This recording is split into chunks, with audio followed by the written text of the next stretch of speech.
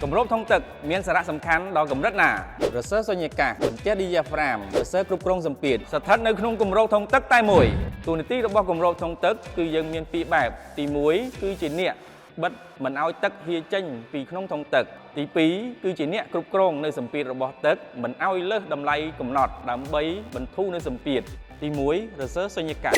រសើរសុញ្ញកាសគឺមានតួនាទីធ្វើឲ្យខ្យល់ផ្នែកខាងក្រៅចូលមកផ្នែកខាងក្នុងនៃធុងទឹកខណៈពេលដែលប្រើប្រាស់របស់ម៉ាស៊ីនផ្នែកទី2បន្ទះទ្រនាប់កៅស៊ូ diaphragm ដែលមានតួនាទីគឺជាអ្នកបិទមិនឲ្យទឹកនៅក្នុងធុងទឹកនឹង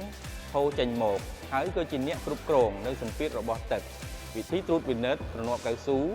diaphragm ត្រូវត្រួតពិនិត្យមើលថាទ្រនាប់កៅស៊ូមានការសឹកឬក៏ដាច់រហែកដែរឬទេផ្នែកទី3រសើរគ្រប់គ្រងសម្ពាធមានតួនាទីជាអ្នកគ្រប់គ្រងសម្ពាធនៅក្នុងធុងទឹកវិធីនៃការត្រួតពិនិត្យថារសើរប្រើប្រាស់បានដែរឬអត់គឺត្រូវសង្កត់រសើរឲ្យមានការផ្លាស់ទីដែរឬទេ